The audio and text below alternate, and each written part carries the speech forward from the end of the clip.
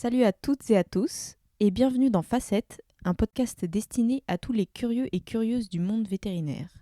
Bonne écoute.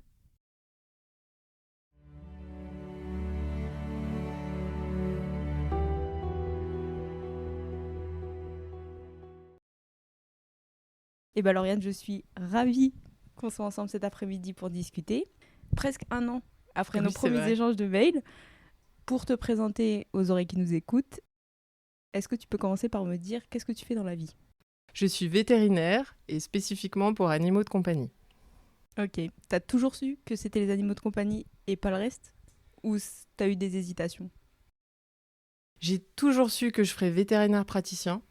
Après, je me suis plus projetée dans les animaux de compagnie, mais pendant l'école, moi j'étais vraiment axée médecine féline. J'étais partie pour faire que du chat. Finalement, je ne regrette pas de faire aussi des chiens. Et par contre, c'est vrai que les stages en rural, j'ai vraiment adoré mon stage en rural. J'étais en élevage laitier. En fait, j'ai toujours dit que j'ai pas fait de la rurale parce que j'aime beaucoup être dehors. Et j'ai toujours dit que j'ai pas fait de la rurale juste parce que je suis nulle en orientation. Et qu'en fait, les GPS ne passent pas à la campagne et que j'aurais pleuré au bord de la route, toutes les larmes de mon corps à chercher les fermes et à même pas pouvoir joindre mon conjoint pour qu'il me dise où est-ce que je dois aller. Voilà. D'accord, et à rester au bord de la route Voilà. indéfiniment, à Voilà. mourir. Bah, ouais, voilà. Ouais, je sais pas où apprendre par cœur les routes, à les réviser le week-end. J'aurais été capable de faire ça, je pense. Mais je regrette pas du tout le choix de la clientèle animaux de compagnie. Hein. D'accord. Mais la relation avec les ruraux, enfin avec les éleveurs, me plaisait beaucoup. Et je pense que dans la clientèle que j'ai actuellement, je les appelle mes papis chasseurs. Et j'ai une grande affection pour mes papis chasseurs. Et je pense qu'en fait, c'est parce qu'ils ont un petit peu ce côté rural, au sens profil rural, parce qu'on n'est pas du tout dans un milieu rural ici, mais que je dois peut-être retrouver de la campagne. Ok, je me retrouve dans ce que tu dis parce que c'est aussi ce que j'ai aimé dans mes stages. Comment tu décrirais le profil rural ? Je me lance dans ce que moi je ressens de ces profils-là et tu me dis si c'est pareil pour toi. Je trouve qu'il y a un côté franc du collier et pas trop faire des détours pour dire ce qu'ils pensent ou ce qu'ils veulent, ce qu'ils attendent même. Je trouve qu'il y a ce côté un peu direct qui est plus facile. Tu parles au niveau client ? Oui. Euh, Oui. Je pense, alors moi, tu vois, c'est pas ce côté-là. Enfin, les éleveurs auxquels je pense et avec qui. C'est surtout, ils font un métier difficile. Alors, j'étais dans l'élevage laitier, donc ils sont avec leurs bêtes matin et soir. C'est pas comme. Enfin, c'était pas de l'allaitant et c'était plutôt des fermes. Globalement, je vais dire extensives. Je pense que le plus gros troupeau qu'on est allé voir, c'était en Basse-Normandie. Le plus gros troupeau, je pense qu'il y avait une cinquantaine de têtes de laitières. Ça reste un gros troupeau, mais en tout cas, sinon, je suis allée aussi dans des fermes d'œufs, comme je pense il y a 50 ans, avec juste 4 vaches pour faire la prophylaxie. Je pense que le fait que le métier soit difficile au sens physique, au sens engagement, c'est un métier d'engagement. Tu l'es tous les jours, tu l'es jour et nuit, et tu l'es globalement toute ta vie, et le plus souvent, tu l'es depuis que tu es petit, en fait, dans ce milieu-là. Je trouve que c'est des personnes qui ont vraiment une... Enfin, celles que j'ai rencontrées, c'est toujours pareil. T'as envie de discuter avec elles, en fait. T'as envie qu'elles te racontent leur vie. Ok. Et donc aujourd'hui, tu fais que de la canine, enfin canine féline, et t'es généraliste. Et comme personnellement, je vise à être généraliste aussi, je peux pas trop m'empêcher de te demander, à ton avis, quelles sont les qualités qui font un bon généraliste ? Faut aimer les gens, en fait.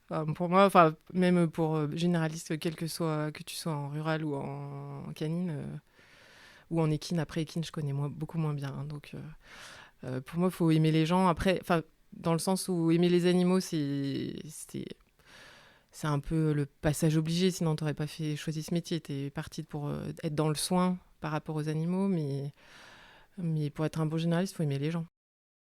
Ok. C'est la qualité principale. Est-ce qu'il y en aurait d'autres ? Alors être généraliste, je pense qu'il faut être un peu curieux, puis il faut aimer la diversité, parce que pour le coup, alors je pense qu'il faut une grande adaptabilité. C'est quoi les imprévus auxquels il faut s'adapter? Les imprévus auxquels il faut s'adapter, pour un même cas clinique, tu vas t'adapter au contexte de vie de l'animal. Tu peux pas plaquer un traitement ou un processus de traitement aussi facilement que si tu es un spécialiste. Un spécialiste, il va pouvoir imposer je sais pas, un protocole de traitement, par exemple, qui nécessite de donner des comprimés, des choses qui nécessitent une certaine coercition de l'animal, par exemple, parce que les gens vont le faire, parce que ça a été demandé par le spécialiste. En tant que généraliste, tu peux pas faire ça, ça marche pas. Enfin, les gens vont pas suivre forcément, soit pas faire le traitement, pas forcément contre toi, mais dans le sens où ça n'a pas le même impact, donc c'est à toi de t'adapter. Je sais pas si tu vois ce que je veux dire. Et à quoi il faut que tu t'adaptes? La diversité, parce que c'est hyper varié sur une journée, en fait. Enfin, Les motifs de consultation, tu voilà, veux dire, ouais. oui, c'est ça. Et puis les individus, enfin, que ce soit les différents chiens, les différents chats, les différentes personnalités des animaux que tu rencontres, et puis les différentes personnalités des gens que tu rencontres. Ok. Et le fait d'aimer les gens, t'as su tout de suite que t'avais ça? Parce que si c'est une qualité pour être généraliste et que toi, t'es généraliste, il y a un moment, peut-être tu t'es posé la question, est-ce que j'ai ça ou j'ai pas ça? Est-ce que, en fait, tu t'es même pas posé la question parce que c'était une évidence, tu l'avais depuis très longtemps, voire toujours? Ou ça s'est travaillé avec le temps et tu t'es finalement, j'aime bien les gens, pas que les animaux. En fait, je me rappelle, en fait, j'ai décidé de faire vétérinaire suite à la lecture d'un livre où c'était marqué, la phrase exacte était, on demandait à l'héroïne qu'est-ce que tu veux faire et elle répondait, je veux être vétérinaire, je sais que c'est difficile mais je m'y tiendrai. Et en fait, ça par contre, je me souviens du coup de foudre pour le verbe tenir au futur. Je sais pas pourquoi, j'ai trouvé que cette phrase, je me rappelle encore, enfin vraiment, j'ai cette sensation, je me vois trouver que c'était classe, tu vois, que c'était Ok, une belle ouais. phrase. Et après, je pense parce que dans ma famille, il n'y a pas de soignants, au sens large. Et après, je pense que l'impact de dire je vais être vétérinaire sur l'entourage est vu de manière favorable. En tout cas, dans mon cas, dans ma famille, c'est un métier qui est vu comme un métier très prestigieux. Voilà, je pense que ça a entretenu, puisque j'avais 8 ans, donc je pense que ça a entretenu un peu la décision. Ça m'a renforcée dans ma décision qui était partie d'un coup de foudre. Alors même si j'avais des chats, mais on n'allait pas, enfin nos chats n'étaient pas médicalisés, enfin on n'était Ah vraiment ouais. pas du tout. C'est un monde que je ne connaissais pas, vétérinaire, hein. Donc ça c'est la première chose. Je pense que tu choisis pas un métier par hasard. Je pense que il y a le côté de là où tu grandis aussi. Enfin, il y a plein de raisons, et je pense que c'est avec l'âge que tu découvres les raisons. Il y a les raisons qui te semblent évidentes Ouais. et qui en fait ne l'étaient peut-être pas. Et en fait, il y a des raisons sous-jacentes que tu découvres des fois plus tard. Donc ça, c'est sûr que après, j'avais un papa qui regrettait de ne pas avoir fait d'études et qui était très brillant. Et je pense que quelque part, j'ai réparé aussi en choisissant ce métier qui nécessite un concours, qui nécessite, enfin, Mm. il fait partie des grandes écoles. Je mets des guillemets Ouais. dans l'air. Du coup, je pense que j'ai réparé peut-être je me suis mise en position de réparer quelque chose pour mon père à ce moment-là. Et je me rappelle aussi une deuxième chose que je me rappelle très bien, c'est d'aller en stage. Donc, c'était en 4e à l'époque. Je suis allée en stage chez un véto, parce qu'à l'époque, on était accueillis en stage au collège, beaucoup plus qu'aujourd'hui. Et je me rappelle être dans la salle de consultation avec faire tapisserie, quoi. Enfin, je tenais le mur, j'étais silencieuse, juste je regardais tout et de me dire c'est exactement ça que je veux faire. Voilà, je me rappelle d'être sur le mur et de voir le véto derrière son bureau, et en plus c'était à l'époque un grand bureau en bois, enfin c'était vraiment à l'ancienne. La dame en face, et je me souviens même pas où était, tu vois, ce qui est fou, c'est que je me souviens même pas si elle avait un chien ou un chat, et de me dire c'est exactement ça que je veux faire. Et à chaque stage en fait que j'ai pu faire en clientèle, je me disais c'est exactement ça que je veux faire. C'est très marrant que dans ton souvenir, tu te rappelles de la dame et pas de l'animal. Ouais, Donc en fait, peut-être que c'est depuis le début ouais, peut-être, que t'es intéressé par les gens, pas que par les animaux. peut-être. Ou est-ce que c'était une évidence? Enfin, tu vois, après, j'ai jamais... Je sais pas, j'ai pas réfléchi, mais tu vois, en fait, c'est ce que je te dis, il y a plusieurs strates, parce qu'après... Donc je pense que voilà, ce métier, il est pas venu de nulle part. Alors après, la légende familiale dit que c'est dans ce livre, et je me rappelle, hein, alors je crois que c'est pour une barre de chocolat, je ne sais plus l'auteur. C'est l'histoire d'un chien diabétique qui atterrit chez une petite fille diabétique. Donc honnêtement, au niveau qualité littéraire, je crois que ça vaut pas vraiment... Enfin, c'est pas exceptionnel. Aujourd'hui, la littérature jeunesse est quand même beaucoup plus littéraire et de qualité, en tout cas littéraire, que ce bouquin. Mais en tout cas, celui-là, il m'a marqué. Je pense qu'on en avait, je crois, peut-être échangé par mail. Là, cette année, j'ai fait une formation, enfin l'année dernière, j'ai fait une formation avec des soignants et des non-soignants, mais pas du tout véto. Et il y avait dans le groupe un psychiatre et qui donc a expliqué un petit peu que son père était pédopsychiatre et qu'en fait, ça venait pas de nulle part, qu'en fait, il avait marché dedans, enfin dans ses traces, alors qu'il avait l'impression d'être très libre et de ses choix, et il a dit finalement je suis peut-être pas libre de mes choix du tout. Tu vois, il y a eu cette question-là, je me suis dit mais oui, c'est pour ça que j'ai réfléchi a posteriori en me disant mais d'où vient, enfin pourquoi moi j'ai choisi ce métier. Ok. Alors, je fais une petite parenthèse sur ça, parce que je me suis aussi posé la question de la vocation, en fait. Et je suis tombée, parce que j'ai recherché, est-ce qu'il y a déjà des gens qui se sont posé la question. Et un jour, je suis tombée sur c'est un podcast. Je ne me rappelle plus du titre, mais ça parle de d'où viennent les vocations. Donc si tu veux, je te l'enverrai. Ah bah, avec Et plaisir. c'est intéressant. Et un des propos de cet épisode-là, c'est justement que ça vient de quelque part, même si on a l'impression que on l'a choisi, ou que voilà, sur ce côté de en fait on n'est pas si libre que ça de notre vocation, Mais c'est voilà, fort il se possible. retrouvait là-dedans. C'est fort possible. Et donc la formation à laquelle tu fais référence, j'imagine que c'est quand tu es retourné à la fac et que tu as fait fac de médecine narrative. Oui, c'est ça. C'est un diplôme universitaire de médecine narrative. Oui, c'est ça. C'était à la fac de sciences et santé de Bordeaux. Oui. Ok. Comment c'était de retourner à la fac? Est-ce que tu as hésité avant de te lancer en te disant bah, quand même, faut retourner à l'école, j'ai passé l'âge presque. Ou alors, t'étais contente d'y retourner pour le plaisir d'apprendre et tout ça. Alors ça va être un peu perché là, ce que je vais dire. Oui, je suis prête. J'ai eu l'impression que c'était ce que j'avais à faire. Je sais pas comment dire. En fait, cette formation a démarré par une sorte de révélation. Alors ça va être un peu mystique là. Je suis désolée, alors que je suis pas particulièrement croyante, mais en fait, j'étais sur mon canapé, j'avais décidé qu'en 2023, je m'obligerais à regarder des webinaires, voilà, les trucs de labo. Et donc, je regarde un webinaire sur mon canapé en mode allez, courage, regarde. Et donc, c'est un webinaire sur la douleur par Cap Douleur. Et là, je vois une diapo médecine narrative, Rita Sharon. Et c'était juste écouter les récits des clients. Un truc comme ça.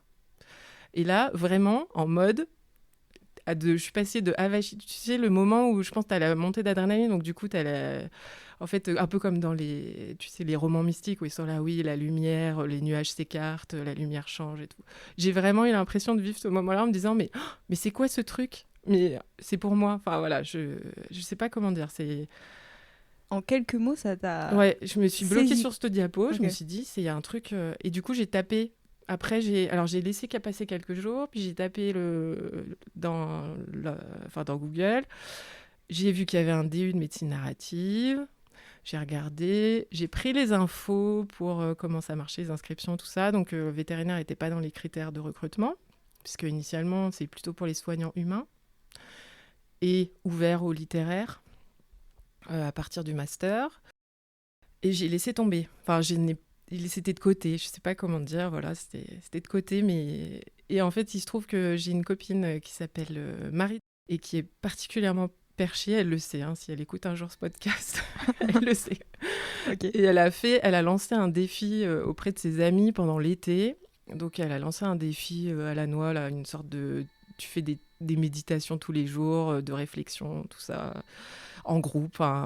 C'est-à-dire, elle crée un groupe d'amis sur WhatsApp, et puis du coup, tu as des sortes de petites activités à faire tous les jours. Il faut que tu as le groupe pour dire, ah bah j'ai fait ça, j'ai pensé à ça, tout ça. Et à la fin du défi, il fallait donc faire un petit message vocal à tout le groupe que tu connais pas, en fait. Et il fallait faire un message vocal avec quels étaient tes projets. Et donc, je sais pas ce qui m'a pris, j'ai dit, ah bah j'ai vu une formation qui m'intéresserait bien. Et donc, comme ça t'engage, en fait, quand tu l'annonces à plein de gens, bah, du coup, je me suis repenchée sur les dates. J'étais à 1 semaine dès la fin des dates d'inscription. Donc, j'ai envoyé un courrier en disant, bah, je suis veto, est-ce que je peux venir ? Et donc, voilà. Donc, j'ai suivi, je sais pas comment dire, j'ai suivi l'intuition juste pour une diapo, en sachant que je savais pas trop dans quoi je m'engageais, en fait. Mais je me suis dit qu'il fallait y aller. Et en Ok. fait, j'en ai pas... Si, quand même, faut que je rajoute. C'est que j'en ai parlé avec mon associé quand même de l'histoire de reprendre, faire quelque chose. Et donc, elle m'a dit, bah, pas de souci, on avait regardé au niveau organisation, ça pouvait se faire. Ça avait quand même Oui, ça, il y avait la grande vie, il y avait la importance. vie réelle Voilà, autour, c'est ça. quand même. C'est ça. Ok. Et je reviens sur, je pense, on a parlé de la fac là, et je reviens sur la fac à Bordeaux pour la médecine narrative. Donc tu m'as dit, tu l'as fait un peu sur un coup de cœur, sur une inspiration, un peu une fulgurance.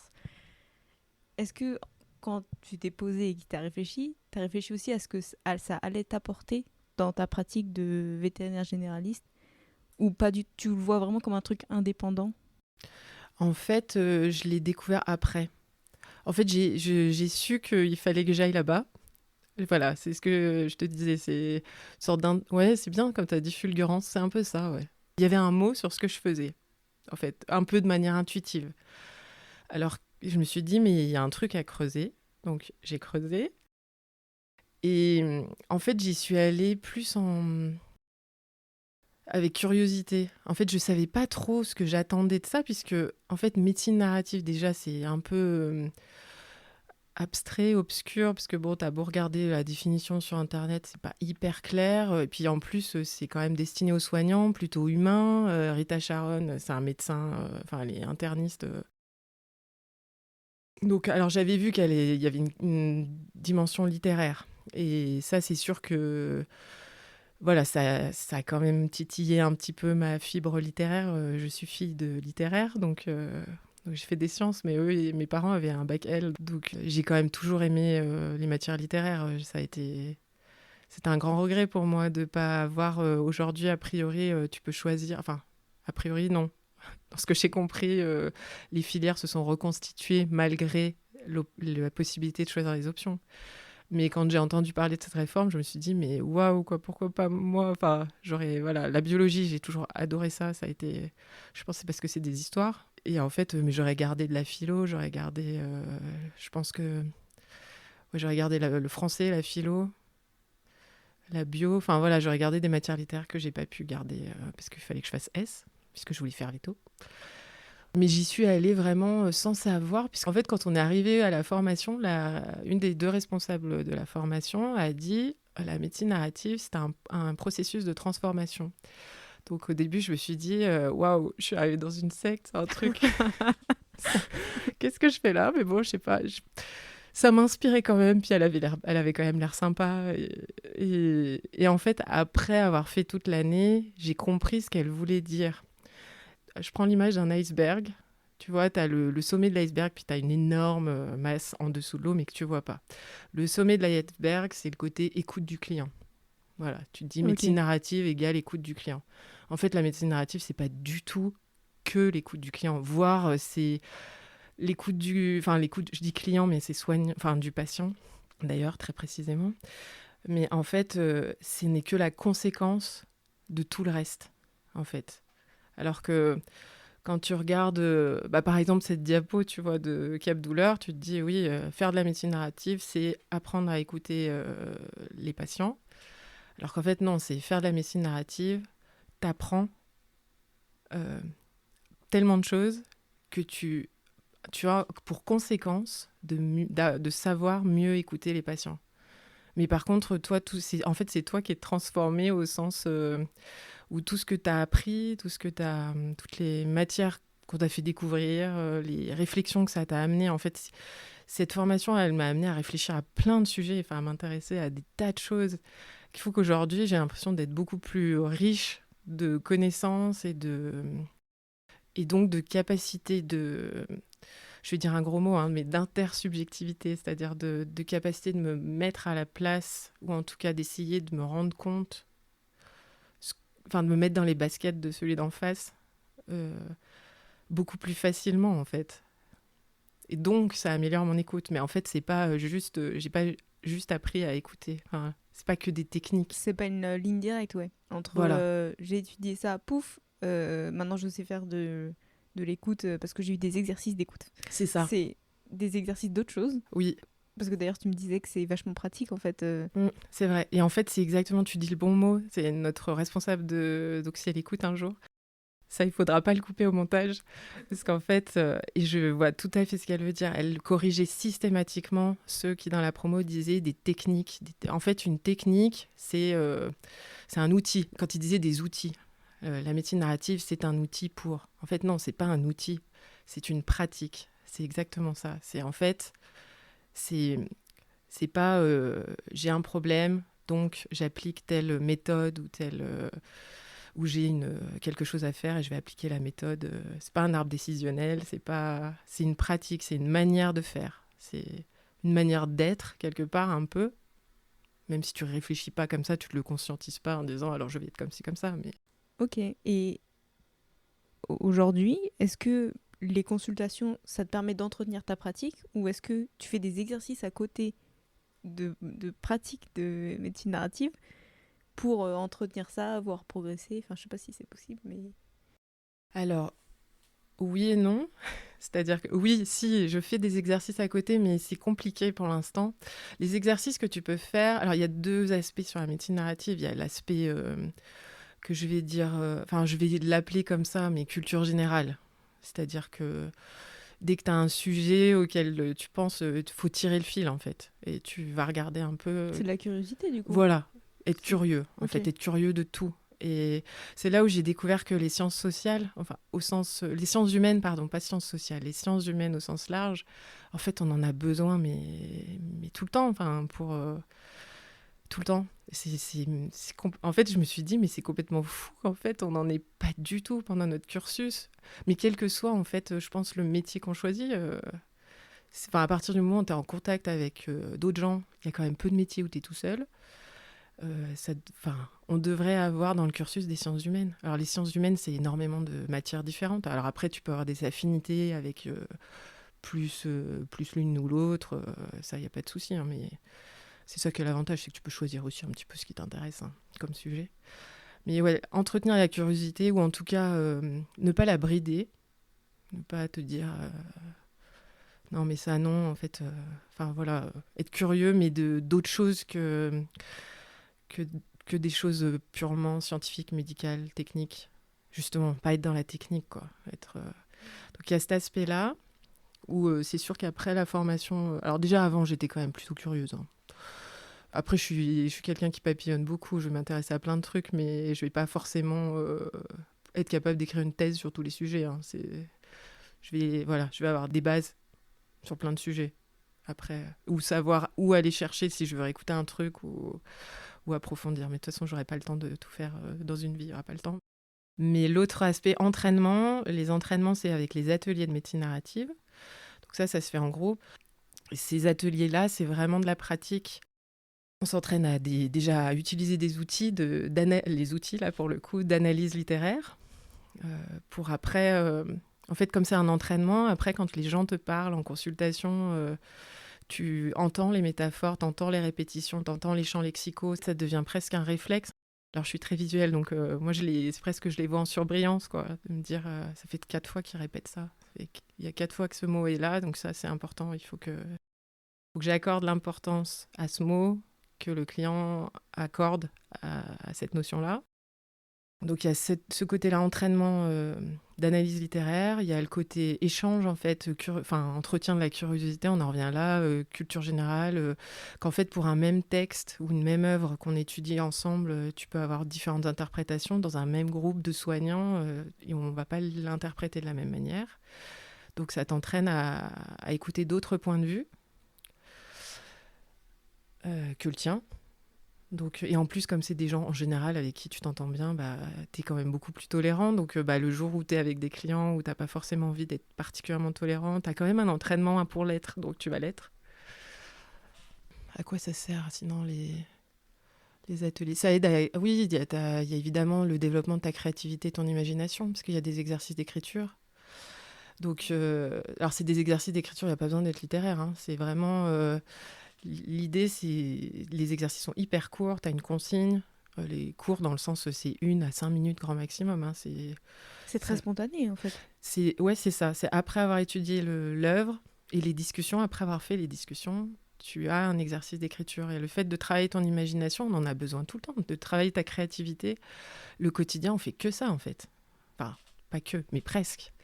T'es obligé d'être créatif tout le temps parce que, je sais pas, t'as un pansement sur une zone improbable à faire, il va falloir quand même que tu sois créatif pour le faire tenir. T'as, je sais pas, une chirurgie à faire, mais c'est pas exactement comme d'habitude. Il faut que tu sois créatif pour savoir. T'as une consultation pour une maladie, mais c'est pas exactement, ça coche pas toutes les cases. Donc il faut quand même que tu aies une capacité d'imagination, de te dire, bah attends, alors peut-être que c'est parce qu'il y a c'est peut-être pas le chemin le chemin rectiligne de A à B, mais peut-être qu'en fait c'est A, un angle versé avant d'aller à B. Donc ça travaille indirectement en fait, ta créativité. Et le dernier aspect qui est important, c'est que ça enrichit tes expériences. En fait, à chaque fois que tu lis un livre, que tu regardes une œuvre, d'une expérience, même si c'est quelque chose que tu n'as jamais vécu, dans ton cerveau, ça va quand même dans ton catalogue d'expériences. C'est pas génial, ça? C'est-à-dire qu'on peut vivre 1000 vies différentes exactement. Et en plus, par procuration. oui, et en plus, tu les vis en sécurité émotionnelle. Parce qu'en fait, ton cerveau sait que tu es en train de lire ou en train de regarder un film, par exemple. Il sait que c'est pas la vérité, enfin, que c'est pas dans la réalité. C'est pas vérité, mais c'est pas la réalité. Mais par contre, dans ton cerveau, le mécanisme qui se passe, tu vas soit t'identifier au héros, soit ne pas t'identifier et donc étudier ses réactions. Et en fait, ça va se ranger quelque part dans ton cerveau comme si toi, tu l'avais vécu, ou en tout cas, le jour où tu es face à la même situation, ça fera partie des options que ton cerveau va te ressortir en disant, bon, bah, dans telle situation, il y a ça, tu peux faire ça, ou tu peux faire ça. Mais trop marrant, je ne savais pas du tout. Bah, il y a eu des études pour ça. Ok. Wow. Ok. Et je me rends compte qu'on a plusieurs fois dit médecine narrative, mais on n'a pas dit vraiment ce que c'était. C'est vrai. C'est vrai. Est-ce que tu saurais dire... Alors, tu as dit que c'était pas si facile que ça à définir. Est-ce que tu peux essayer ou au moins dire des concepts ou des mots-clés un peu qui permettent de mieux saisir pour ceux qui ne savent pas forcément? Alors, en fait, je peux presque dire ce que ça n'est pas, mais qu'est-ce que c'est? La médecine narrative, alors déjà, c'est une discipline académique, c'est vraiment codifié.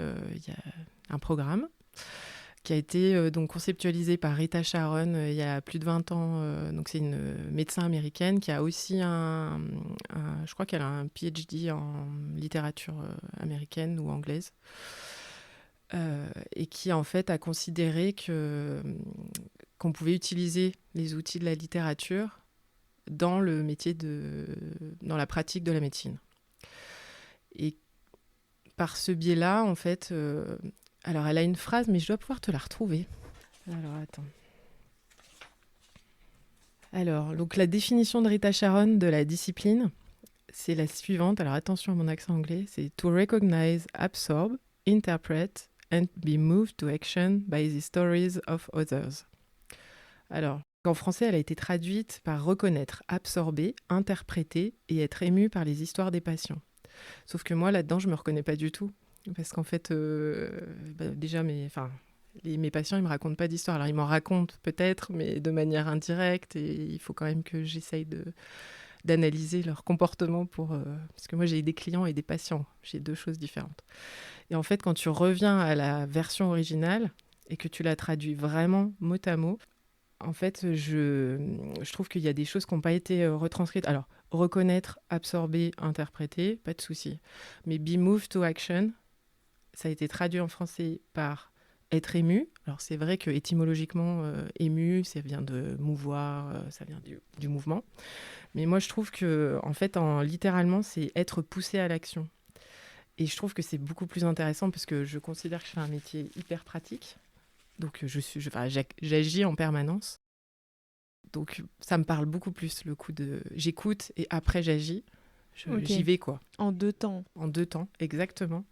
Et ensuite, dans la version originale, donc elle dit les stories of others. Donc, si je alors, eux, ils ont traduit par patient en français, mais si je le traduis littéralement, les histoires des autres.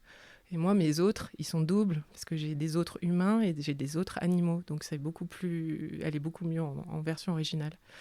Ok. Donc, voilà. Ça, c'est pour la définition. Et après, il y a tout un côté apport des sciences humaines. C'est retour des sciences humaines dans l'enseignement des sciences médicales, en fait. Quand tu dis retour, c'est parce que Elles ont par le été, passé, ouais, on en avait. bien sûr, énormément. D'accord. En fait, c'est avec le boom de la technique et des progrès énormes en technique et du côté scientifique du terme de la médecine que du coup ont été mises un peu de côté les sciences humaines, mais avant le début du XXe siècle, il y avait presque plus de sciences humaines que de sciences, on va dire, cliniques pures dans l'enseignement de la médecine. Donc en veto, je pense que ça doit être pareil. Mais je reviens sur la définition parce que en plein milieu, il y a le mot absorber là. C'est fort comme enfin c'est très physique. Je veux dire, c'est du papier qui absorbe, enfin tu vois, je trouve que C'est vrai. absorber l'histoire de quelqu'un, c'est une très forte intrication. Je veux dire, l'absorption, Oui, c'est vrai, t'as c'est raison. vraiment c'est une immersion. Enfin, est-ce que tu sens une immersion quand tu parles aux clients? Est-ce que c'est à ce degré-là? Ce qui va te paraître peut-être paradoxal, puisqu'en fait, on nous enseigne tout le temps, oui, il faut se protéger, mettre de la distance, il faut pas se laisser envahir par les autres, par les émotions des autres, les clients. Voilà, il y a cette notion de barrière. Moi, ça, tu vois, je le ressens plutôt comme il faut être poreux. C'est-à-dire que ça ressort par de l'autre côté, tu vois. Non, le cerveau. Oui. Tu vois, Oui. Et en fait, vraiment, j'essaye de réfléchir, hein, mais j'ai vraiment pas l'impression de... Je suis pas bouffée par les histoires de mes clients. Je suis pas dans la compassion au sens vraiment souffrir avec, quand c'est une question de souffrance, mais... Alors après, ça n'empêche pas d'être triste pour eux, d'être triste, enfin de ressentir des émotions, mais j'ai vraiment l'impression... Je pense qu'il y a plusieurs... Enfin, pour moi, en tout cas, je trouve qu'il y a plusieurs choses qui permettent justement ce côté poreux. Il y a le contexte de la clinique, en fait. Il y a vraiment un rituel, en fait. Je suis dans un rituel. Je m'en suis rendu compte parce que je ne supporte pas qu'on vienne me parler de trucs véto quand je ne travaille pas, en fait. Les jours où je travaille pas, en plus déjà j'habite loin de la clinique et c'est vraiment une bénédiction parce qu'en fait je ne suis pas véto.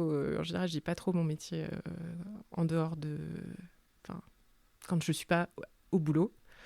Donc déjà, j'ai 2 mondes très séparés. Donc quand je suis ici, j'ai mon rôle de veto. Donc ça, c'est la première chose. Ici, ça ne me dérange pas qu'ils me racontent leurs histoires. Par contre, tu me mets les mêmes à côté de chez moi ou sur mon palier, ça va m'insupporter. Parce que c'est pas le même... je suis pas dans le même contexte. Ensuite, je pense que il y a aussi un truc très rigolo à savoir, c'est qu'il y a l'effet blues. Je suis fascinée par ceux qui travaillent dans leurs vêtements de ville, en fait, enfin leurs vêtements quotidiens. Parce que le fait de mettre une blouse, c'est pareil, il y a eu des études, tu endosses un rôle, c'est comme un costume. Donc voilà, mon rôle, il passe aussi par ma tenue, le lieu où je suis, que les clients me racontent des choses. Alors après, c'est vrai que là, si on nous écoute, on va se dire, mais en fait, elle fait la psy pendant 25 minutes. Tu peux témoigner qu'en fait, je ne dure pas plus longtemps Non. que d'autres consultations. D'ailleurs, c'est assez fascinant à voir que on peut écouter les gens, mais vraiment les laisser parler. Mais vraiment, littéralement, hein, c'est ne pas les interrompre et les laisser jusqu'au moment où ils n'ont plus rien à dire. C'est vraiment, ça arrive jusqu'à ce stade, ils n'ont plus rien à dire et en fait, ça rentre dans des consultations de 30 minutes. Ça Oui. rentre très bien. Ah oui, et puis en plus, tu peux enfin, c'est vrai que quel que soit le motif de consultation, Oui. ça marche pour tout en fait. C'est ça le truc, c'est que même si c'est un deuxième avis, même si c'est un cas un peu compliqué, si c'est une vaccination, ça marche. Après, je pense que tu gagnes énormément de temps en fait. Parce que si tu écoutes vraiment, déjà tu obtiens un positionnement du client et le tien aussi, qui fait que les choses vont être beaucoup plus fluides et faciles, donc ça va aller beaucoup plus vite pour la suite de la consultation. Et en plus, alors tu as pu le constater, je crois, pendant ton stage, il y a plein de fois où il te donne le motif de consultation, les causes et quel traitement. Et quel est le diagnostic, en fait. Et ils font le diagnostic tout seul et ils donnent le traitement tout seul. Donc, en fait, si tu les laisses parler, tu as déjà, dans plein de consultations, enfin, assez régulièrement, en tout cas, le boulot est déjà fait. Donc, c'est... Ouais. Vraiment, le souvenir le plus marquant de ça, c'était une dame. Moi, ce qui m'a impressionné, c'est qu'elle n'a rajouté rien d'autre que les étapes de diagnostic, traitement. Enfin, en gros, elle a dit bon, j'ai observé ça, mais je sais qu'il a fait ça, donc je me demande si ce serait pas ça la raison pour laquelle présente ça. Et du coup, je me demande si on pourrait pas faire ça pour, pour résoudre le problème. Et elle a vraiment fait ça en 3 phrases, quoi. C'est ça. Et moins d'une minute. Oui, c'était impressionnant. Et je reviens sur le fait d'être poreux en consultation par rapport à ce que disent les gens, enfin ce qu'ils envoient. Le truc auquel j'ai pensé en premier, c'est comment je suis quand c'est une euthanasie. J'ai seulement été stagiaire jusqu'à présent pour les euthanasies. J'ai jamais moi-même fait une euthanasie, mené une consultation d'euthanasie. Et en fait, je sais pas quel serait le mot, mais je suis pas poreuse comme tu le décris. Je me fais rouler dessus, si tu veux. J'absorbe, mais pas dans le sens où ça ressort, en fait. Ce que tu dis, je pense que là, ça m'a marqué, en fait, ce que tu as dit, c'est que ça ressort. Moi, ça s'arrête. Je me le prends un peu en pleine face et très régulièrement, j'ai pleuré alors que vraiment, je connais pas l'animal, je connais pas les gens. Voilà, c'est quoi, pas grave, en fait. Je connais pas un seul client qui t'en voudra un jour d'avoir été ému. T'as le droit d'être ému, en Ouais, fait. mais en fait, je me dis, mais plus tard, ce sera quand même moi qui devrais mener la situation. Et tu seras dans un autre positionnement. Là, t'es stagiaire. Enfin, ceux à qui tu as cité, t'étais Ouais. stagiaire. Tu seras dans le positionnement de responsabilité, que ça se passe bien. Et tu penses qu'on perd moins ses moyens quand on a, finalement, c'est une pression, quand on a cette pression-là? Je suis pas sûre que ce soit une pression. C'est plutôt... Non, je vois pas ça comme une pression, en fait. Ah, moi, je le vois carrément comme une pression. Le fait de me dire, bon, vu que c'est moi qui suis la veto de la situation, il faut que je fasse en sorte que ça se passe bien. Vu que c'est en plus un moment important quand même, c'est pas n'importe quelle consultation. Donc déjà, il y a réussir la partie technique. Juste, voilà, injection, voilà, bon timing, tout ça. Penser à faire les papiers avec les gens au bon moment, voilà, les faire payer, enfin voilà, c'est des détails techniques, enfin c'est la partie technique, et aussi réussir la partie qu'ils aient un bon souvenir, qu'ils trouvent que ça se soit passé de manière humaine. Oui. Après, je pense que ça va passer. Là, c'est là où. Parce qu'en fait, être un bon soignant. Alors, je dis un bon soignant parce que je veux pas dire un bon médecin ou un bon vétérinaire parce que c'est un peu tout. Pour moi, c'est un peu tout pareil. Mais être un bon soignant, c'est être un équilibriste entre l'art et la technique. Donc, en fait, le côté technique, ça, tu vas l'apprendre avec justement en ayant des procédures, en fait, pour que ça roule tout seul. Et que tu aies toujours ton plan B au cas où, et que tu te mettes dans une situation de confort, parce que justement, c'est toi qui es responsable. Donc, par exemple, si toi, tu décides que tu ne veux pas faire l'injection d'eau létale devant les clients, à partir du moment où tu leur expliques, voilà, ça va se dérouler comme ça, on va l'endormir ensemble, je vais poser un cathéter, on va l'endormir ensemble, vous pourrez prendre le temps qu'il vous faut. Quand vous serez prêt, je vais emmener le corps pour lui faire l'injection qui va arrêter son cœur. Est-ce que vous souhaitez le revoir après ou pas ? En fait, à partir du moment où les gens sont prévenus du déroulé des choses, tu fais comme tu as envie. Tu n'es pas obligé qu'ils restent avec toi, par exemple, pour ce moment-là. Si ton appréhension, c'est que l'animal, il bouge, il ait un spasme. Si c'est ce moment-là, par exemple, qui te chiffonne, ou si c'est le poser le cat, par exemple. Et ben dans ce cas-là, tu te dis, alors voilà, ça va se passer comme ça, comme ça, comme ça. Mais donc pour le cathéter, je vais l'emmener derrière, je vais aller poser le cathéter avec ma collègue, puis je reviens. Je pense que dans mon cas, et donc bon, là c'est très individuel, euh, c'est pas la partie technique qui me poserait le plus de problèmes. C'est source de stress, bien évidemment, parce que c'est une partie que j'ai envie de réussir. Donc il y a un enjeu, mais c'est pas un truc qui me mettrait dans tous mes états, je pense. Ce qui est plus compliqué, et c'est à force d'en voir et de me dire, ouais, c'est à ce moment-là que ça bascule. C'est quand je vois l'attachement des gens. C'est genre la petite dernière caresse avant de dire au revoir. C'est dans les détails. Moi, c'est ça qui m'a à chaque fois. Et je me dis, si je perds mes moyens quand je suis stagiaire, c'est pas si grave. Mais si je perds mes moyens quand je suis la veto, c'est plus embêtant quand même. Je sais pas si tu perds. En fait, je pense que tu seras dans un autre rôle, vraiment. Ok. Donc, je pense pas qu'il J'espère. faut être. Non, je pense pas qu'il faut que tu aies une appréhension. Tu seras dans un autre rôle. Tu seras dans le rôle de l'accompagnant, en fait. Ah, attends, j'ai une citation. J'ai une citation à te faire. Une citation de ta formation de médecine narrative. Non, une citation dans mémoire. Mais c'est pas moi, hein, c'est pas une citation de moi, hein. Donc, je vais faire une citation de Delphine Horviller. Donc, c'est une rabbin qui a écrit des livres et qui a écrit des livres un peu sur les questions de la mort. Et donc, elle a dit que... Alors, je l'ai paraphrasé dans mon mémoire, puisque j'ai mis... On peut citer Delphine Horviller en imaginant que le vétérinaire doit apprendre, comme le rabbin, puisqu'elle parlait des rabbins, donc ouvrez les guillemets, ne pas faire sienne la douleur de ceux qui l'accompagnent et d'être le pilier d'une verticalité qui les a abandonnés. Ouais. Je sais pas faire ça. Ouais, ça s'apprend, en fait. Ça s'apprend. Et en fait, je pense que si tu considères que ton rôle, c'est ça, tu vas le faire. Est-ce que tu vois ce que je veux dire ou pas? D'un coup, du coup. Moi, je pense Bon, que oui. ok. Mais toi, t'as eu besoin d'apprendre ça ou dès le début tu le faisais? Dès le début t'étais le pilier ou au début t'étais un petit peu éponge et... C'est compliqué parce que je trouve que la réflexivité que j'ai sur mon métier, donc la réflexivité, c'est la capacité de réfléchir enfin, te regarder travailler ou à réfléchir un peu à comment tu fais les choses. Elle est récente. Avant, j'étais un peu... je sais pas si enfin, je sais pas si tu te rappelles en terminale le mythe de la caverne, où en Ah fait, oui. tu sais, tu as ceux qui regardent que les ombres, ils n'ont pas conscience. C'est des choses réelles. C'est un peu ça, c'est-à-dire que si t'as pas conscientisé les choses, c'est difficile. Enfin là, c'est difficile pour moi de te parler de comment j'étais alors que je les conscientisais pas, tu vois. Je Mm. me regardais pas travailler. Donc, enfin, avant, enfin, comment dire? Peut-être que si, mais j'ai pas assez de manière. Oui. Du coup tu peux pas dater en te disant Oui, avant cette c'est date je ça. sais bien que je pensais comme Ouais, ça c'est et ça. après ce moment-là je me rappelle très clairement que Ouais, je pensais de cette manière. Oui c'est tu peux ça. pas faire ça vu C'est que ça. c'était pas conscient. Après, les euthanasies, ça n'a jamais. Au départ, peut-être que j'ai fait ce que j'aurais aimé qu'on fasse pour moi, tu vois. En fait, tout bêtement, tu fais ce que tu penses être à faire. Enfin, ce que toi, tu aimerais qu'on fasse pour toi. Ok. Ce qui est peut-être pas forcément ce que les clients veulent d'ailleurs. Donc, il faut réussir à après passer le cap de ils sont pas moi, tu vois. Donc, Tu mais parles d'intersubjectivité là? ouais, c'est ça, Ouais. un peu. Ok.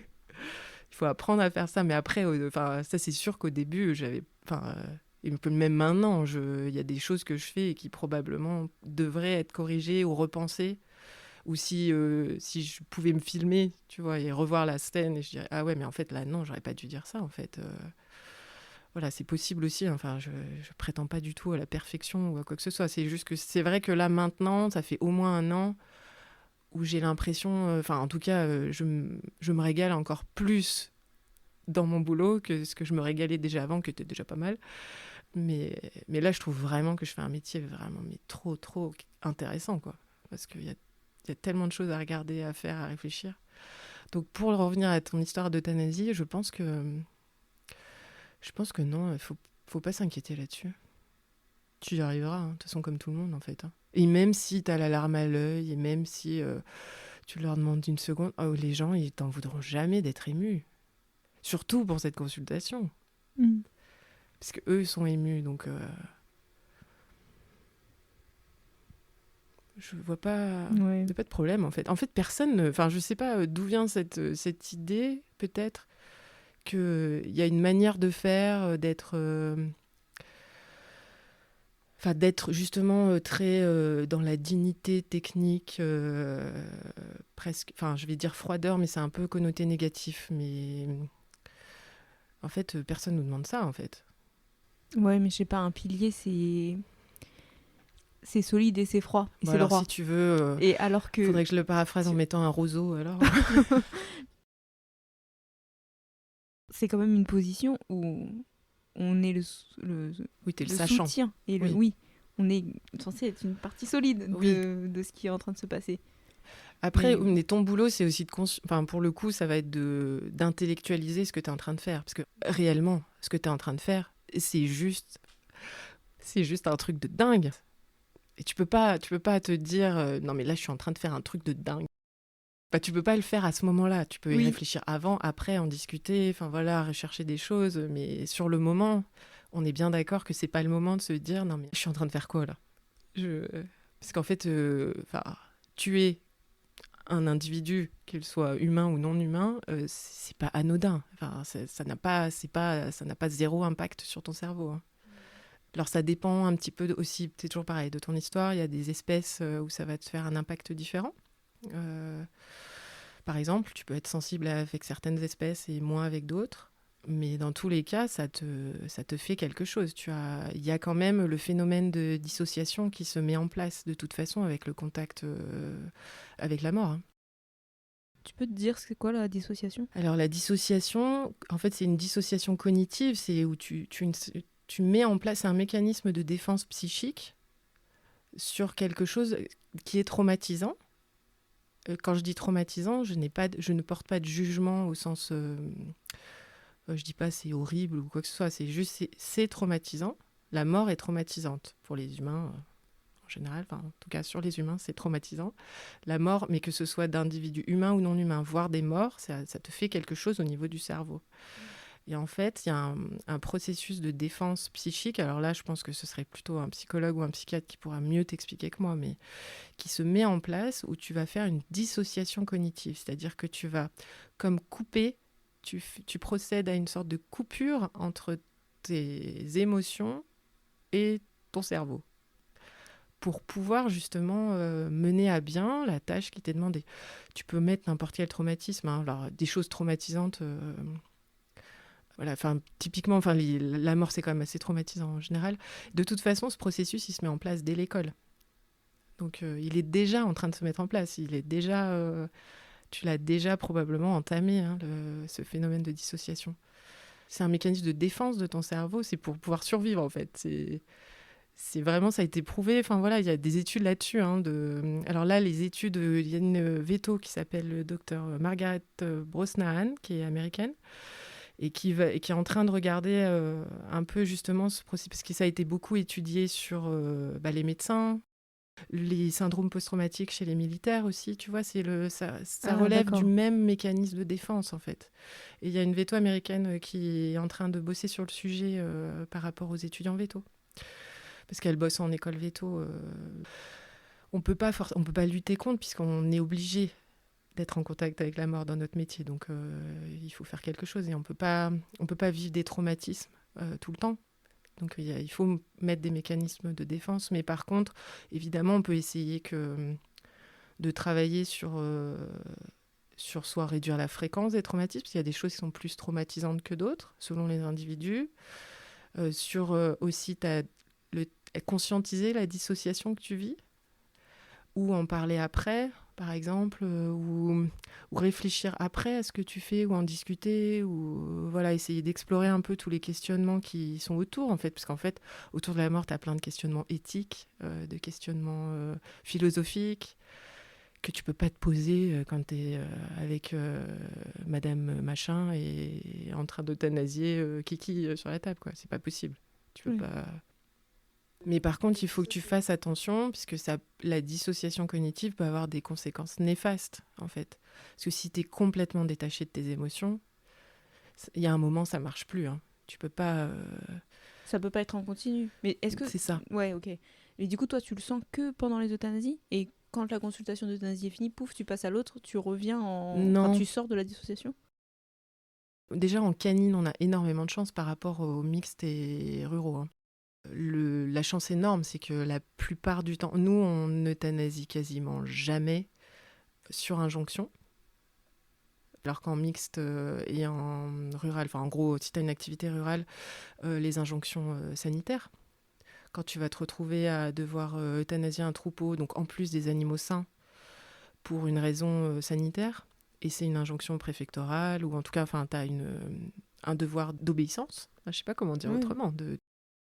Moi, ça me pose vraiment question. Je serais vraiment intéressée de discuter en profondeur, ou en tout cas d'avoir le sentiment de vétos ruraux, et les vrais sentiments, pas oui, c'est bon, je l'ai fait, tu vois, justement, pas le côté dissociatif. Il fallait bien, de toute façon. Il fallait bien, voilà, il fallait le faire, c'est comme ça, tu vois.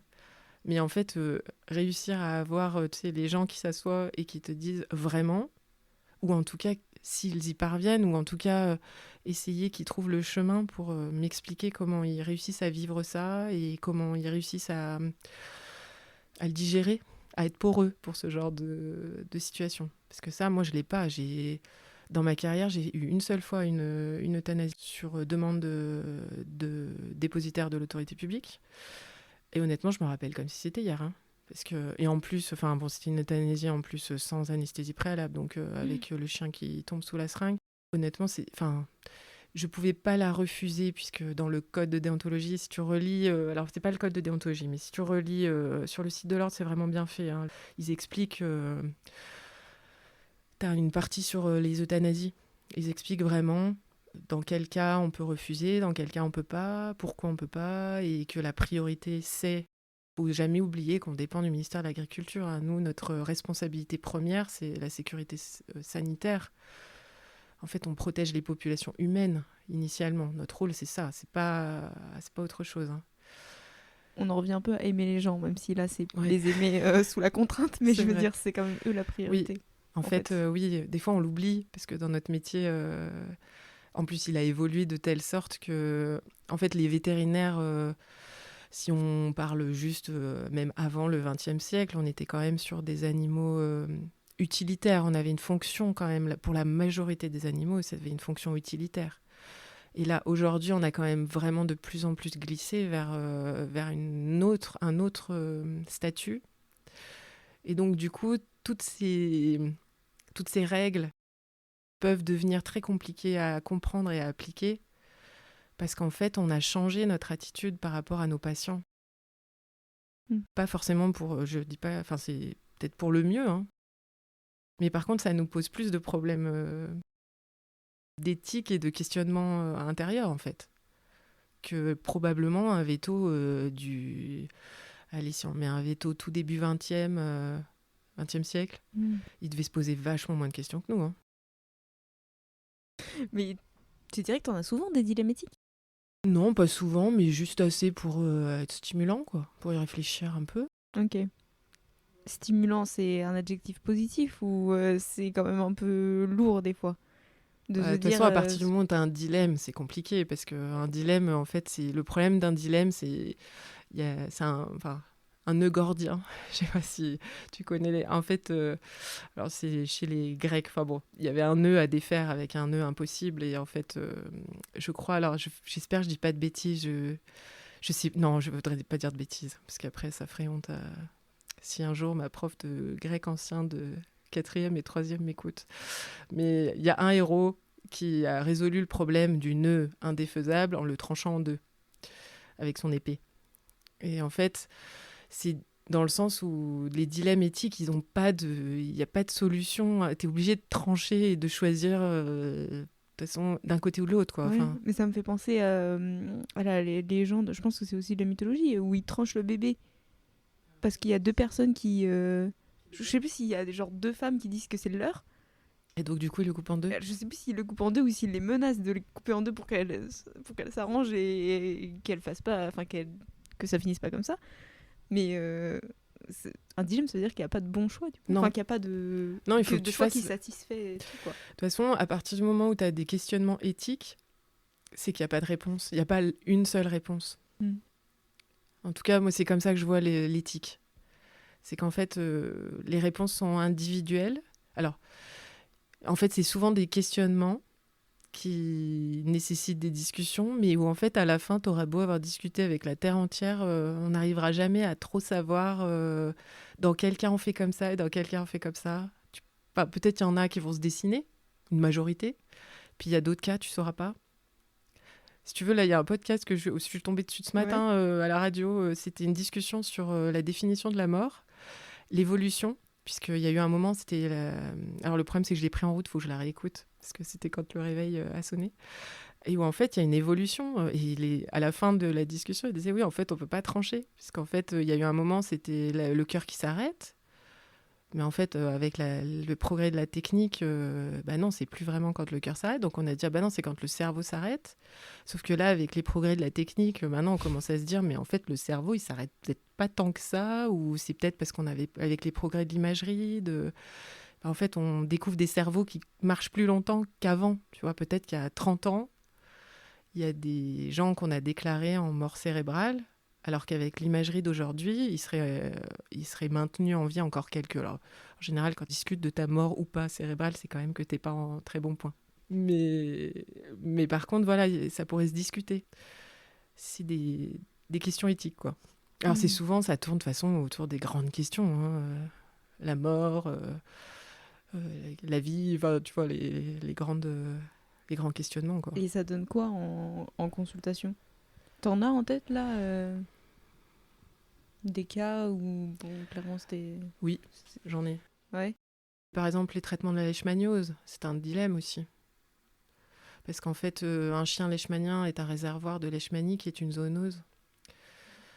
Et donc, avec ma casquette de vétérinaire, donc si je me mets avec ma casquette de vétérinaire sanitaire, de ministère de l'Agriculture et de Sécurité des populations, c'est même pas envisageable de traiter un chien qui est leishmanien. Puisqu'en fait, je prends un risque, je me fais prendre un risque à la population, alors à son entourage et puis à la population. Et alors que si je mets ma casquette de vétérinaire pour animaux de compagnie, je peux pas dire au client bah écoutez, non, faut pas le traiter. En fait, il y a un traitement, il marche plutôt bien. Et voilà, et je vais faire un traitement. Mais tu vois, les dilemmes éthiques, c'est pas forcément des trucs existentiels où tu vas pas dormir pendant 3 nuits, quoi. Moi, je trouve ça peut faire partie des dilemmes que tu rencontres dans la journée, auxquels tu vas réfléchir après.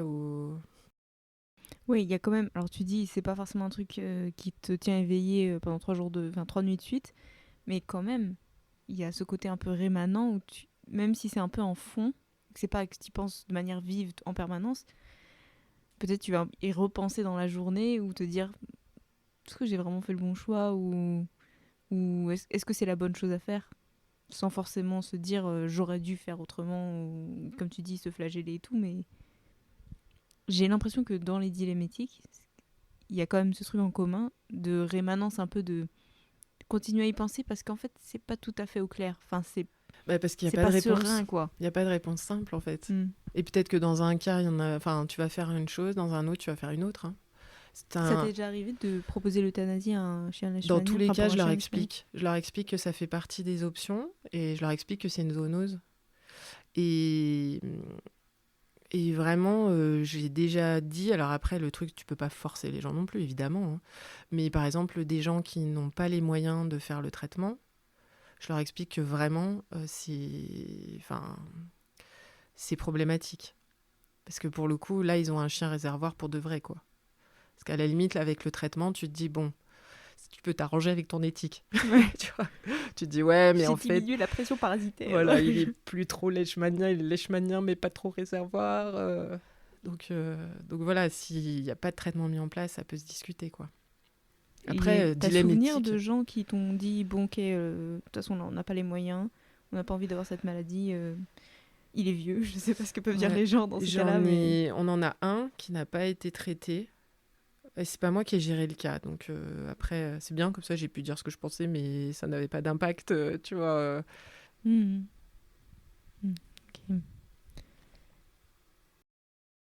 Tout à l'heure, tu as mentionné ton associé.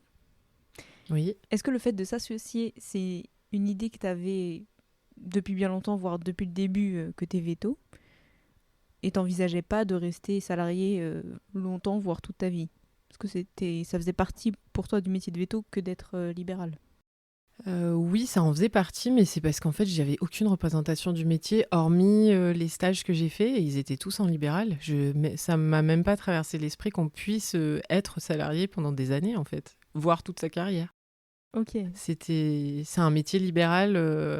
Enfin, pour moi, j'ai grandi dans le sens enfin, pas professionnel du terme, mais à l'école et avec les stages, comme étant, c'est un métier libéral, donc je m'installerai un jour. Déjà, je pense que ça existait beaucoup moins quand même, le salariat. Et en fait, ce qui se disait, c'était tu restes salarié quand tu as tes enfants, et dès que tu as fait tes enfants, tu t'installes. Tu fais tes enfants salariés. C'est les conseils des femmes véto que j'ai pu avoir en stage, quoi. Ok. Mais après, c'est Sandrine qui est venue me chercher, en fait. On s'était croisés plusieurs fois sur des remplacements. Donc on répondait aux mêmes annonces. C'était une époque reculée où il y avait plusieurs candidats pour une annonce. Et quand c'était pas elle, c'était moi qui étais prise, ou inversement, parce qu'on était dans la même région. Et on s'était perdu de vue. On avait eu une employeur potentielle commune. Donc elle avait été embauchée et moi j'étais allée sur un autre poste, et qui avait dit qu'on s'entendrait bien. Et on avait fait les journées de l'installation ensemble à Alcyon. C'est une centrale d'achat. On s'était bien entendu.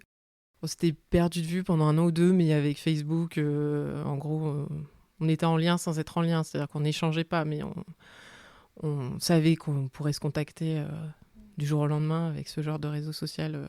T'es pas obligé d'avoir des... T'es pas obligé d'entretenir une relation pour savoir Voilà. que tu peux te contacter. C'est ça. Ouais. Voilà, exactement. Vous saviez que vous existiez chacune. Exactement. Et en fait, un jour, elle m'a proposé qu'on mange ensemble. Et donc, j'ai dit, bah oui, pas de problème. Et donc, on s'est organisé ça un midi. Et elle est arrivée avec un classeur. Elle a dit, bon, bah, est-ce que ça te tente, on s'associe et on fait un truc. Donc, j'ai dit, bah, pourquoi pas. En fait, le premier projet qu'elle avait fait, donc elle toute seule, elle avait monté une étude de marché, mais pour un endroit où, en fait, mon collègue qui avait fait mon remplacement maternité, avec lequel je travaillais à ce moment-là, il faisait construire sa clinique dans cette ville-là. Donc, elle a été un peu... ses épaules se sont affaissées parce qu'elle avait vraiment fait tout son business plan pour cette commune-là, et elle n'avait pas réalisé qu'il pouvait y avoir d'autres projets d'installation sur ce secteur. Et en fait, on est parti à faire un business plan ensemble pour chercher un autre endroit, et voilà, c'est parti comme ça. Ok, mais vous aviez déjà travaillé ensemble avant? Jamais. Jamais travaillé ensemble? Non. Ah, je trouve ça fou. Mais vous vous connaissiez d'école? Ou Non. juste d'avoir fait des remplacements C'est ça. à peu près au même endroit? Ouais, et d'avoir passé une journée ensemble en formation, quoi. Ok. Après, on a beaucoup travaillé le projet, hein. C'est-à-dire qu'on a échangé pendant des mois sur tout ce qu'on voulait faire, tout ce qu'on ne voulait plus faire. Il y avait beaucoup de choses dans tout ce qu'on ne voulait plus faire. Après, avec tout ce qu'on voulait faire, là, il y avait des choses complètement utopistes, hein. Des fois, on en rigole encore parce qu'on avait prévu de... Donc, dans les choses qui vont bien faire rire, j'espère qu'elle m'en voudra pas si elle écoute ça. On lui demandera son avis avant. Voilà.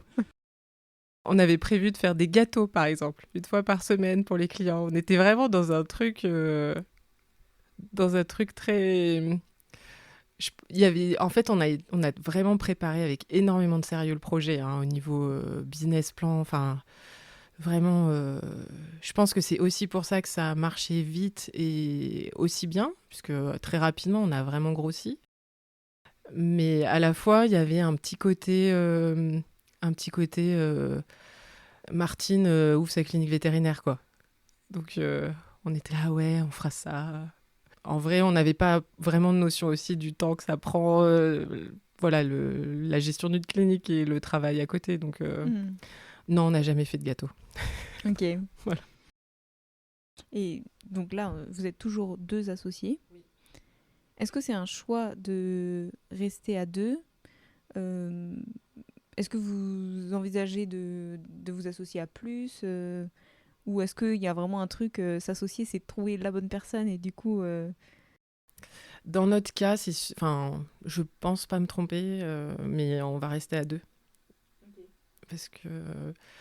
Parce qu'en fait, on est partis de 0 toutes les 2, en fait, pour monter la structure. Et je pense que pour quelqu'un de s'intégrer là-dedans, ça serait compliqué.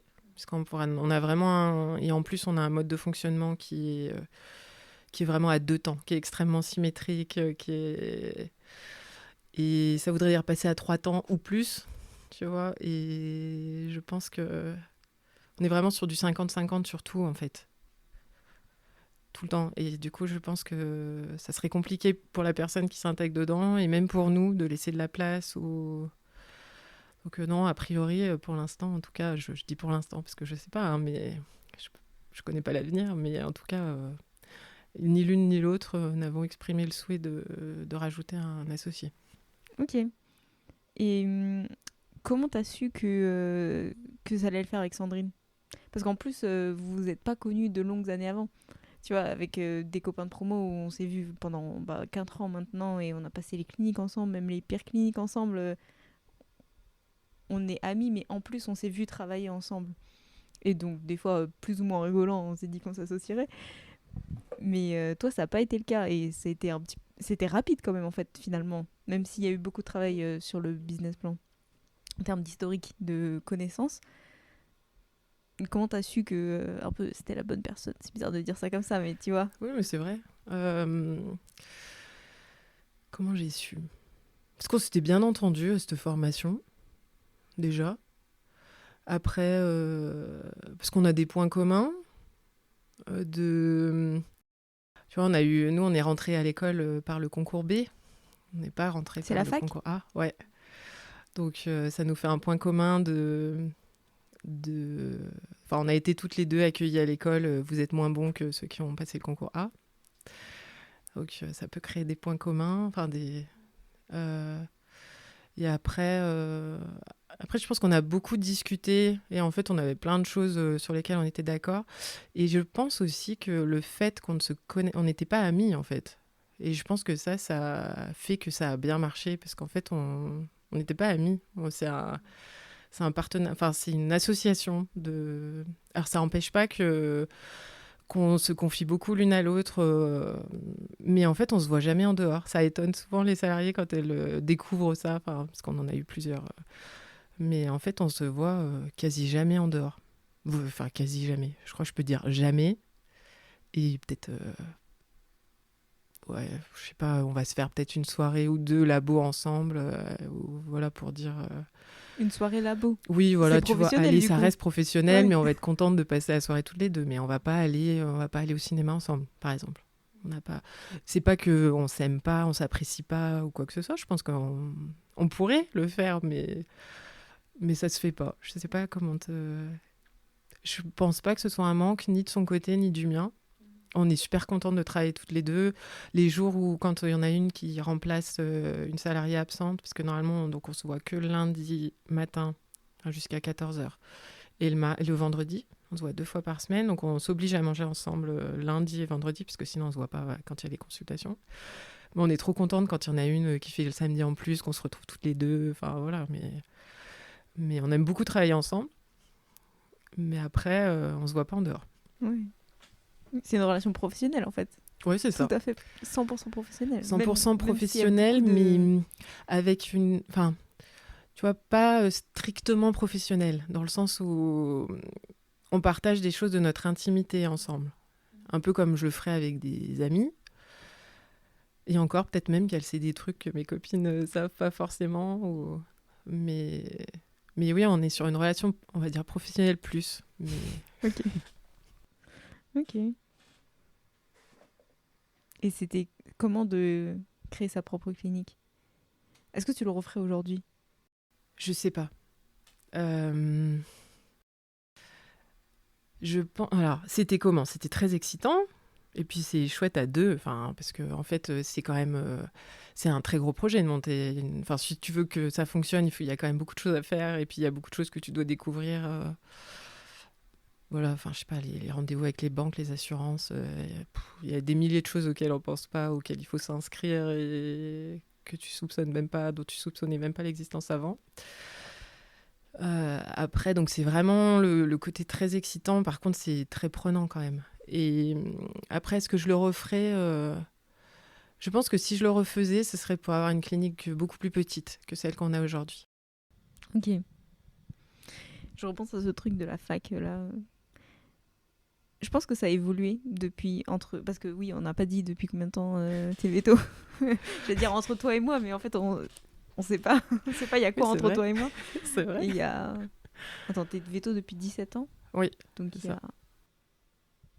Bon, globalement 17 ans parce que moi je vais bientôt sortir. Et il y a... moi j'ai pas ressenti... Après, je suis de Toulouse et je suis pas de Lyon, mais je vois pas pourquoi ce serait différent. Je pense que c'est surtout les années qui font la différence, pas l'école, dans la mentalité. Et j'ai senti plus d'égalité entre les différentes origines. Peut-être parce que la proportion de ceux qui venaient de prépa a diminué quand même au fil du temps par rapport à d'autres filières, d'autres origines, et du coup c'était moins évident d'être la voie royale, entre guillemets. il y a un film, La Voie Royale. Je sais pas si tu l'as vu. Ah ouais? C'est sur la prépa ou C'est sur la prépa. Alors, c'est pas sur une ouais. prépa veto, mais c'est sur les prépas, le Ok. système prépa. Peut-être que maintenant la prépa est assez loin de moi pour que je regarde ça. C'est ça. Moi aussi, ça m'a pas laissé des souvenirs et j'ai eu la chance d'être suffisamment vieille pour n'avoir connu que la prépa veto, c'est-à-dire c'était 1 an. C'était pas 2. Et bah moi, ça m'a été 3 parce que j'ai redoublé Je t'admire. Ouais. De toute façon, c'était soit ça, soit pas veto, donc voilà. Je crois qu'on a pas mal fait le tour. Donc, on a parlé de pas mal de trucs, un peu de médecine narrative quand même. C'était le gros morceau que je tenais. Un peu de ce que tu fais en tant que généraliste et de pourquoi t'aimes ça. Et voilà, est-ce qu'il y a autre chose que tu veux aborder ou on conclut là-dessus? Ouais, je pense qu'on peut conclure là-dessus. Ouais. Ok, bah merci pour la conversation. C'était merci très à chouette. toi. Merci. Puis c'est très cool d'avoir un modèle de veto enthousiaste et contente de parler à ses clients tous les jours, même quand ils racontent leur vie. Donc c'est très chouette. Merci Lauriane. Merci Paris.